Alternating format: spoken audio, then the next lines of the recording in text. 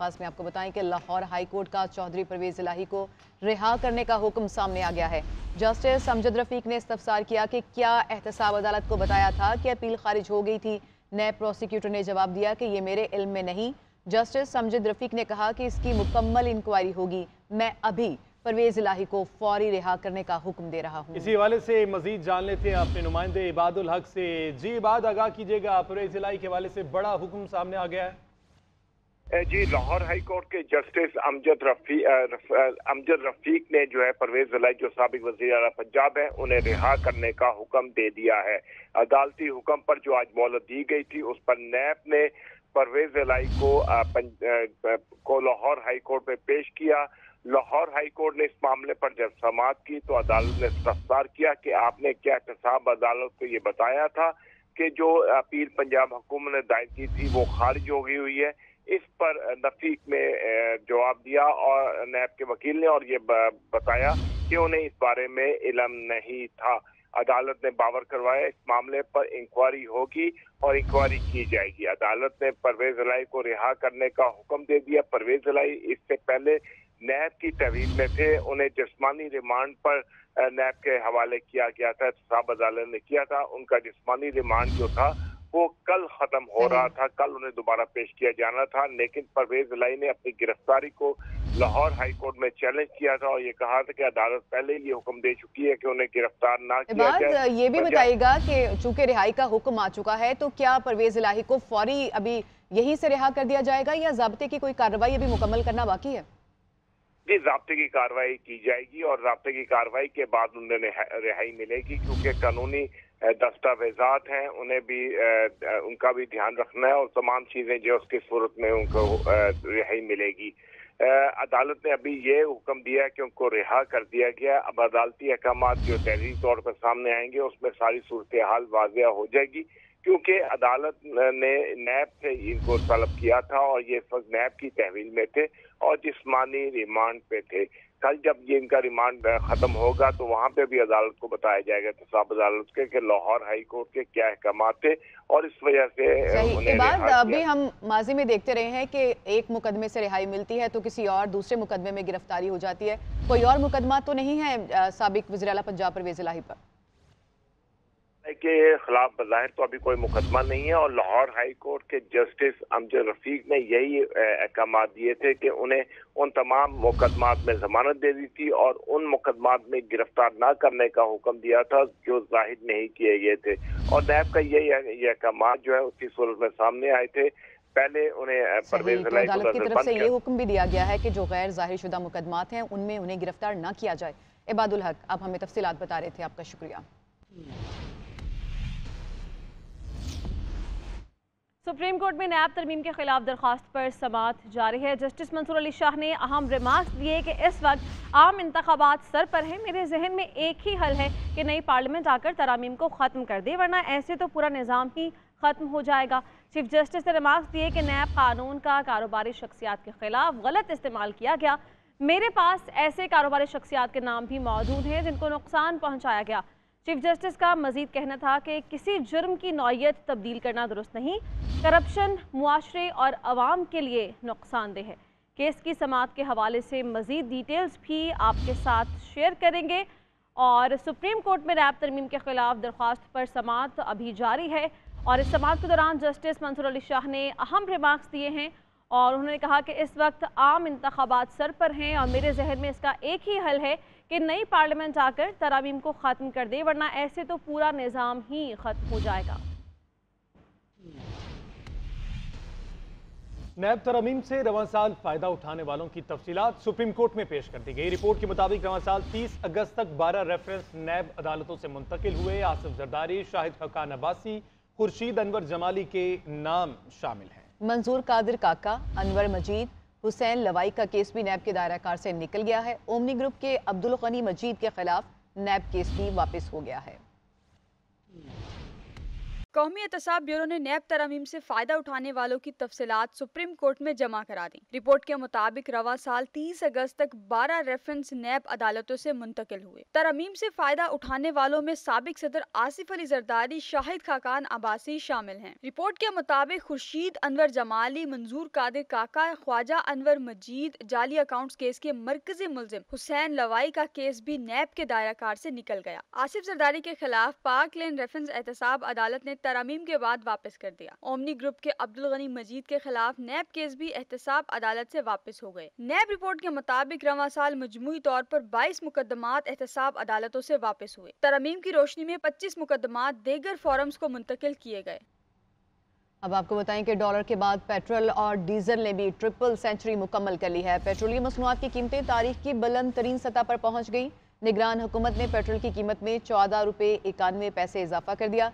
नई कीमत 305 रुपये 36 पैसे हो गई है, जबकि डीजल की कीमत में भी 18 रुपये 44 पैसे इजाफा किया गया है। डीजल अब 311 रुपये 84 पैसे में दस्तयाब होगा। हुकूमत ने IMF की एक और शर्त पूरी करते हुए पेट्रोल पर 60 रुपये फी लीटर लेवी आयद कर दी। 60 रुपये से ज्यादा लेवी बढ़ाने के लिए पार्लियामेंट से मंजूरी लेना लाजमी है।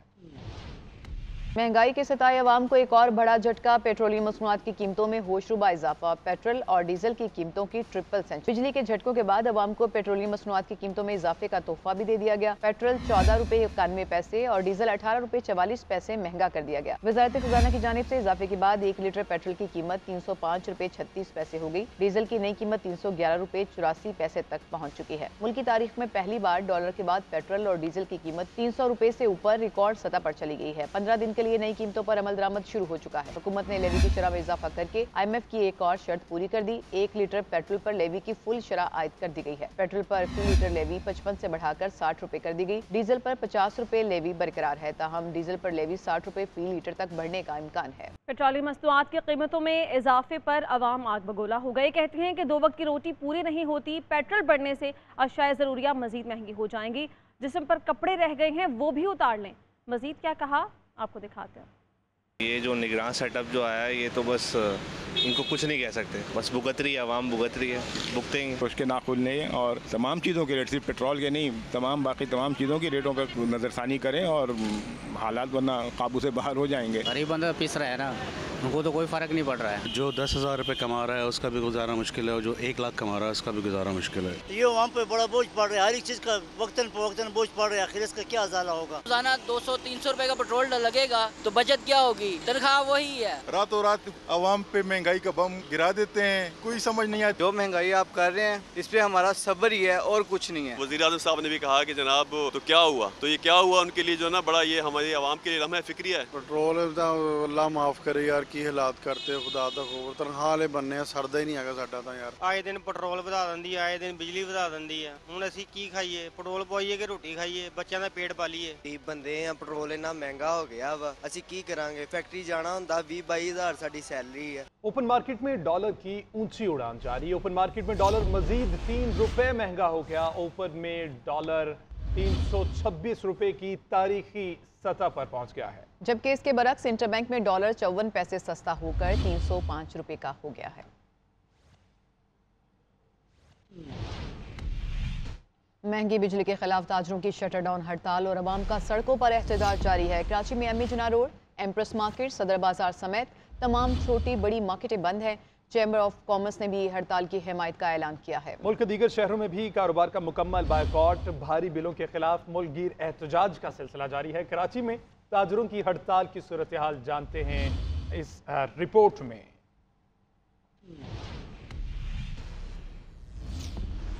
के खिलाफ ताजरों की हड़ताल है और सुबह जो मार्केटें खुलनी होती है वो बिल्कुल नहीं खुली आज। इसी वजह से इस हड़ताल को मुकम्मल तौर पर हड़ताल कहा जा रहा है और तमाम ताजर तंजीमें इसमें शरीक है। कराची चैम्बर शरीक है। इसी तरह जो सनती इदारे हैं और फैक्ट्रियाँ और कारखाने हैं वो भी आज बंद रखी गई है। शहर में जितने भी मार्केट है, नाजमाबाद, जौहर, गुलिस्तान जौहर, लांडी में मार्केट है, वो तमाम तमाम बंद है। उसकी वजह यह है कि तमाम ताजिर तंजीमें इसमें शरीक है। और आज जो है आज नमाज के बाद जो है एम जना रोड पर ताजिर मीटिंग करेंगे और उसके बाद जो है आगे का लाएमल देंगे। लेकिन इस वक्त हम बात जो कर रहे हैं कि मार्केटें तो मार्केटें मुकम्मल तौर पर बंद है और आम दिनों के मुकाबले में जो ट्रैफिक है वो भी बहुत कम है। जो मामूल के मुताबिक ट्रैफिक होता है उससे बहुत कम ट्रैफिक है। जी नाज़रीन, कराची ताजिर इत्तेहाद के सदर अतीक मीर कहते हैं कि जब तक बिजली बिल्स, पेट्रोल और दीगर अशिया की कीमतों में इजाफा वापस नहीं लिया जाता, एहतजाज का सिलसिला जारी रहेगा। हुकूमत होश के नाखून ले और आवाम को महंगाई से निजात दिलाए। हड़ताल की खास बात यह है 1% भी कहीं से मुखालफत नहीं है। तमाम लोग इसमें शामिल हैं। 2-4 जो मुखालफत में थे कल वो भी समझ गए, वो भी वापस आ गए। कराची चेंबर ने कभी भी, ये तारीख रही है, उन्होंने कभी हड़ताल की हिमायत नहीं की। कल उन्होंने भी हिमायत की। इससे उन दुखों का अंदाज़ा कर लें ये हुक्मरान कि लोग कितने परेशान हैं। कारोबार बंद करना तो दूर की बात है, इन हालात में कोई अपने कारोबार से कुछ देर के लिए भी उठना गवारा नहीं करता।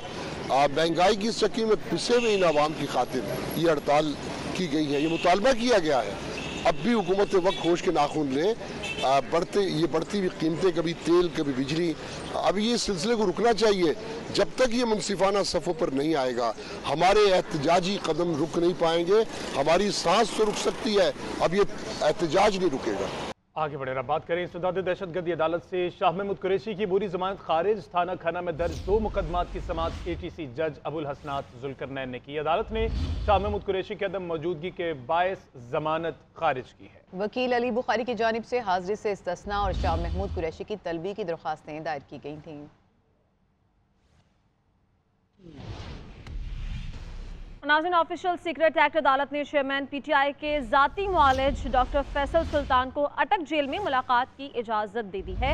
अदालत ने रिमार्क्स दिए कि चेयरमैन PTI की ज़िंदगी हमारे लिए बहुत अहम है। इसी बारे में बात करते हैं। इदरीस अब्बासी हमारे साथ मौजूद हैं। इदरीस, बताइए, मुलाकात की इजाज़त दे दी गई है, कब मुलाकात होगी? जी बिल्कुल, देखें कि चेयरमैन PTI के वकील नईम पंजोथा की जानिब से डॉक्टर फैसल सुल्तान समेत जो लीगल टीम है उसकी मुलाकात की इजाज़त की दरख्वास्त ऑफिशियल सीक्रेट एक्ट अदालत में दायर की गई थी, जिस पर अदालत के जो ऑफिशियल सीक्रेट अदालत के जज अबुल हसनात जुल्करनैन हैं उन्होंने दरख्वास्त को मंजूर करते हुए चेयरमैन PTI के ज़ाती मौलिद जो डॉक्टर फैसल सुल्तान है उनको अटक जेल में मुलाकात की इजाज़त दे दी है। साथ ही वकील सलमान सफदर, नईम पंजोथा, इंतजार पंजोथा, अली जाज पुत्र और उमैर न्याजी को भी मुलाकात की इजाज़त दी गई है। अदालत ने इस दरख्वास्त पर समाअत के दौरान रिमार्क्स दिए कि जेल में समाअत के दौरान चेयरमैन PTI ने इंतजाम दिए थे, सिर्फ उन्हीं को हम मुलाकात की इजाज़त देंगे। हमने अदालत अटक जेल में भी चेयरमैन PTI से पूछा था कि वो अपनी लीगल टीम के बारे में बता दें कि वो कौन सी है और जो उनसे मुलाकात करेगी, जिस पर जिन्होंने अदालत ने कहा कि जो चेयरमैन PTI ने नाम दिए हैं वही सिर्फ उनसे जेल में मुलाकात कर सकते, क्योंकि उनकी जिंदगी हमारे लिए बहुत अहम है। आप साथ रहिए, मजीद डिटेल्स भी आपसे जानेंगे। अभी नाज़रीन को खबर दें कि इस्लामाबाद हाई कोर्ट ने सानिहा जड़ावाला से मुतालिक जय साले की दरख्वास्त वज़ीर आज़म को भिजवा दी है। इस्लामाबाद हाई कोर्ट के जज बाबर सत्तार ने दरख्वास्त का तहरीरी हुक्मनामा जारी कर दिया है। हुक्मनामे में कहा गया है कि वज़ीर आज़म ये मामलात वफाकी काबीना के सामने रखें और फैसला करें। इदरीस अब्बासी हमारे साथ ही मौजूद हैं। इदरीस, बताइए, इस खबर बारे क्या डिटेल्स हैं?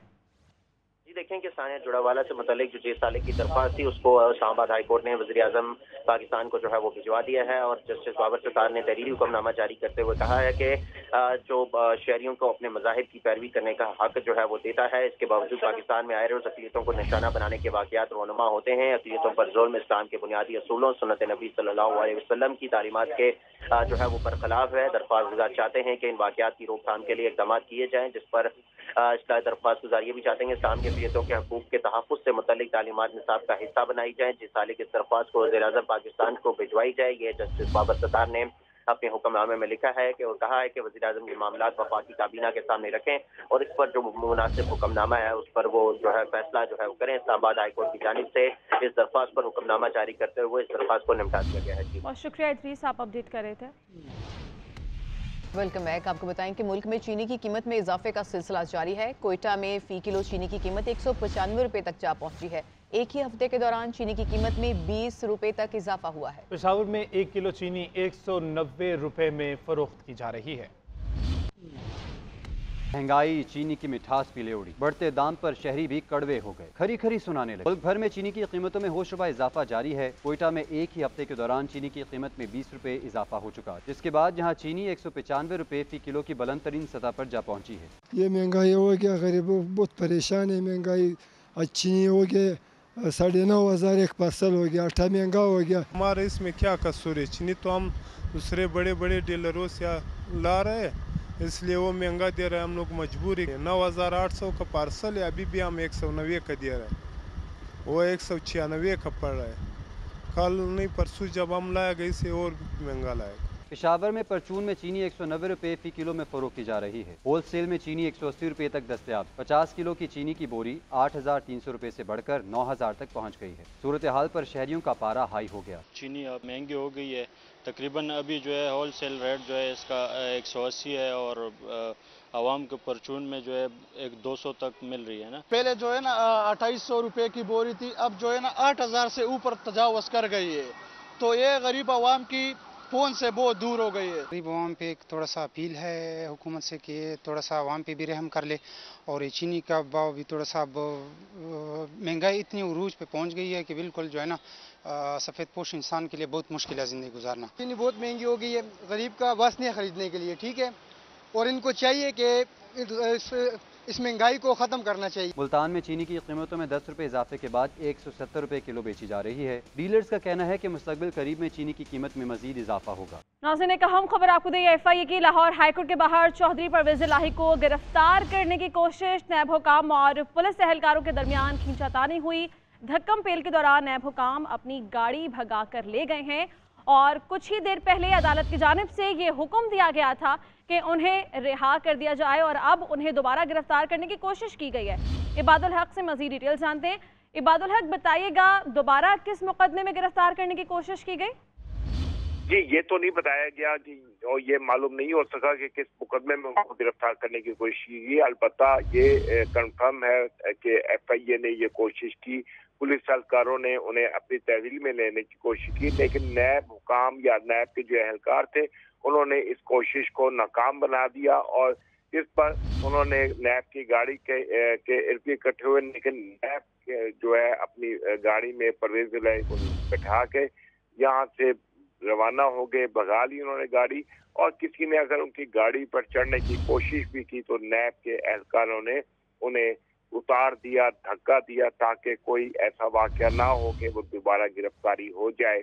क्योंकि लाहौर हाई कोर्ट ने आज परवेज इलाही को गिरफ्तार करने के जो अहकाम थे उन्हें एक जो गलत करार दे दिया और उन्हें रिहा करने का हुक्म दे दिया, क्योंकि इसी कोर्ट ने परवेज इलाही को गिरफ्तार ना करने का हुक्म दिया था। नैब ने अदालती हुक्म पर नैब ने जो अदालत की मोहलत थी उस पर परवेज इलाही को अदालत में पेश किया था, जिस पर उन्होंने यहाँ से उनकी रिहाई का अदालत ने हुक्म दिया और नैब उन्हें अपने साथ लेके चले गई। परवेज इलाही ने अपनी रिहाई पर इत्मीनान और खुशी का इजहार किया है और कहा है कि वो बहुत खुश हैं और खुदा का शुक्र अदा करते हैं। जी, बहुत शुक्रिया इबाद, आप इस बारे में अपडेट कर रहे थे।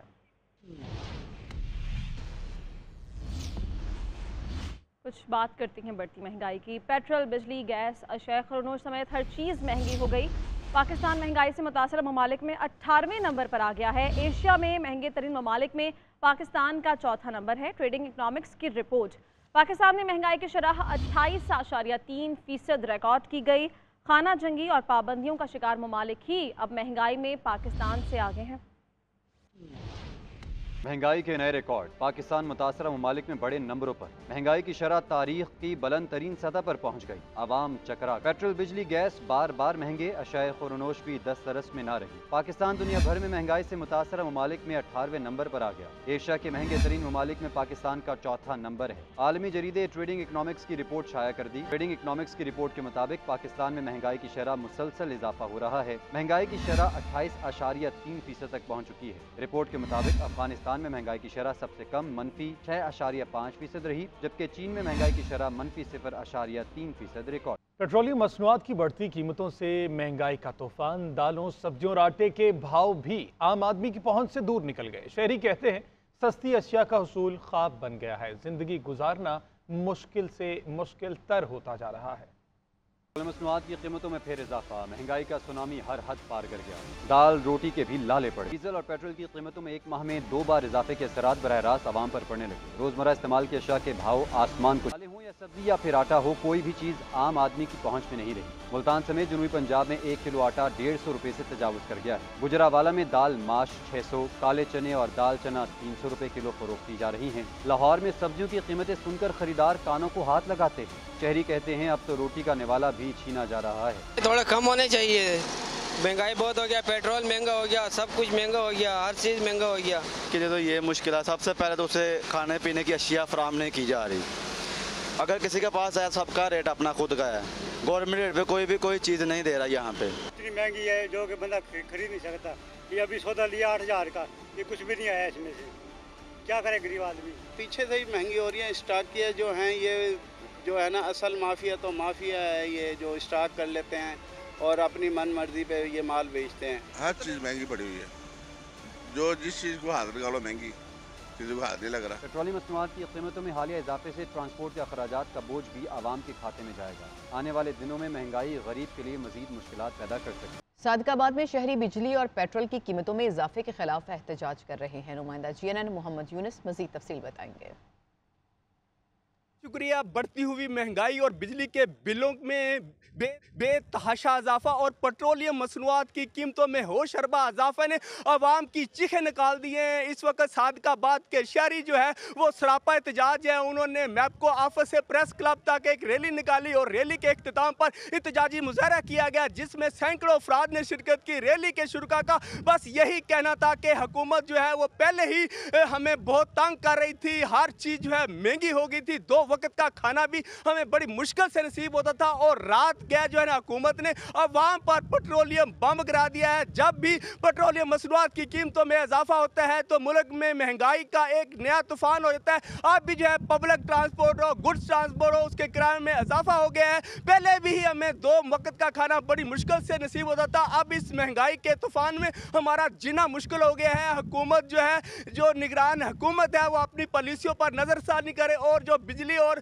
पेट्रोलियम मसनूआत की कीमतों में होशरबा इजाफा किया गया है, इसे फेल फॉर वापस लिया। उधर एशिया कप में अपने पहले मैच के लिए अफगान टीम की कज़ाफी स्टेडियम लाहौर में प्रैक्टिस जारी है। अफगानिस्तान के क्रिकेटर्स बॉलिंग, फील्डिंग और बैटिंग की भरपूर प्रैक्टिस कर रहे हैं। इस हवाले से मजीद बताएंगे हमारे नुमाइंदे आकिब कुरैशी। जी आकिब, बताइएगा कैसी प्रैक्टिस चल रही है अफगानियों की?